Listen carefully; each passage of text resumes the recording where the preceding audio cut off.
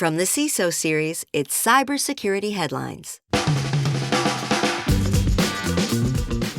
These are the cybersecurity headlines for Monday, July 21st, 2025. I'm Steve Prentice. Hewlett Packard warns of hard-coded passwords in Aruba access points. This warning refers to hard-coded credentials in Aruba instant-on access points, which are, quote, compact, plug-and-play Wi-Fi devices designed primarily for small to medium-sized businesses, offering enterprise-grade features with cloud mobile app management, end quote. The existence of hard-coded access points means that attackers can bypass normal device authentication and access the web interface. This issue has a CVE number as well as a critical CVSS score of 9.8. SharePoint zero-day exploited via remote code execution, no patch available. This critical zero-day vulnerability, which also has a CVE number, has been actively exploited since at least July 18th. At least 85 servers have already been compromised worldwide.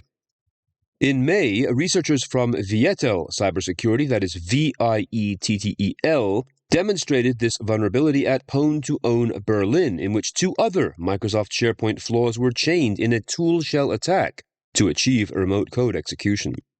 Microsoft did patch the tool shell flaws as part of the July Patch Tuesday. However, they say this new variant is being actively exploited in the wild. The company adds the flaw does not impact Microsoft 365 and that they are working on a security update, which will be released as soon as possible. Encrypt Hub uses fake AI platforms to target Web3 developers.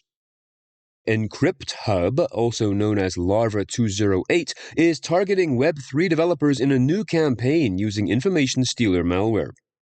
According to Swiss firm ProDaft, the group lures victims through fake AI platforms like Norlax AI, posing as job recruiters or even portfolio reviewers.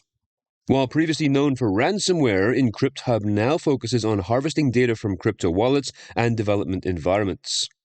Freelance developers working in decentralized ecosystems are particularly vulnerable due to limited security controls. The attackers spread malicious meeting links via platforms like X, Telegram, and job boards like Remote3, disguising them as legitimate interview invitations. Russian vodka producer suffers ransomware attack.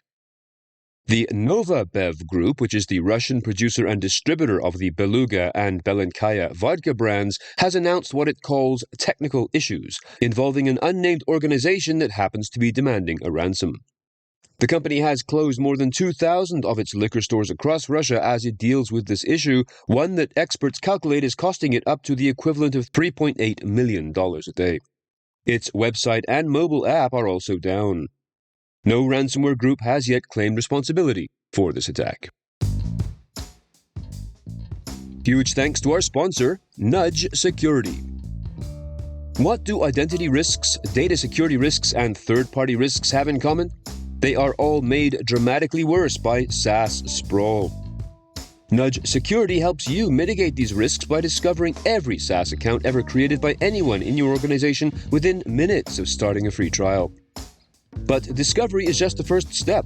With Nudge, you can automate ongoing governance tasks like security posture checks, enforcing MFA, revoking risky app-to-app access, and more.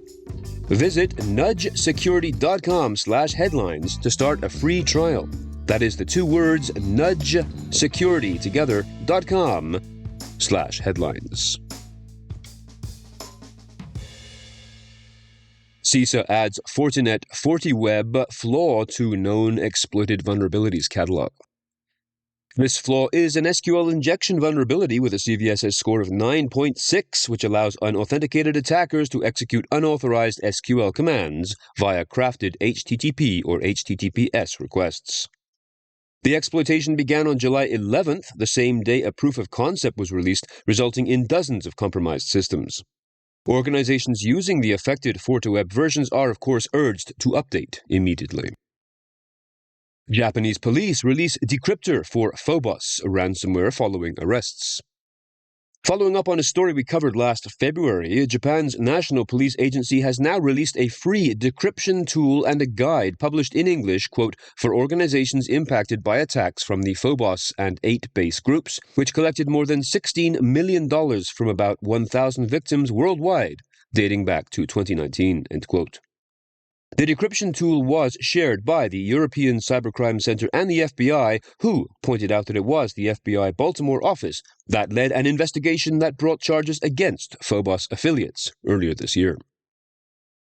UK government warns of OAuth malware attributed to Russian actors. This warning focuses on Russian group APT28, also known as Fancy Bear and Forest Blizzard, and it has been, quote, deploying previously unknown malware to harvest Microsoft email credentials and steal access to compromised accounts, end quote. This malware has been nicknamed Authentic Antics by the UK government, which refers to the malware that targets the Windows operating system and which runs within Microsoft Outlook, prompting users to enter their credentials. The malware then steals the credential data along with OAuth authentication tokens, hence the nickname, which allow access to Microsoft services including Exchange Online, SharePoint, and OneDrive. The malware also sends the exfiltrated data to an actor-controlled email address without the email showing in the Sent folder. Virginia radiology practice suffers cyber attack. Radiology Associates of Richmond, Virginia has been in practice for more than a century, having opened its doors in 1905. It provides imaging services to several hospitals and outpatient facilities in the Richmond area, and it is now dealing with an infiltration that occurred between April 2nd and 6th of 2024 and confirmed a year later on May 2nd of this year. The personal and health information of over 1.4 million individuals has been affected, but no known ransomware group has claimed responsibility for this attack. Remember to join us this week for Super Cyber Friday at 1 p.m. Eastern, 10 a.m. Pacific, where we will be digging into the problem of the cybersecurity poverty line. How do you define it? How do you start identifying when you are below it, and what can you do to improve things? Make sure you head on over to the events page at cisoseries.com to register to join us. And also, if you find yourself in Toronto this upcoming Friday, please be sure to join David Spark and myself and a whole bunch of great CISOs and fans of the show for coffee at the Brick Street Bakery in the beautiful and historic Distillery District of downtown Toronto. Again, you can register for this event by going to the events page at cisoseries.com. I'm Steve Prentice, reporting for the CISO Series. Cybersecurity headlines are available every weekday. Head to CISOseries.com for the full stories behind the headlines.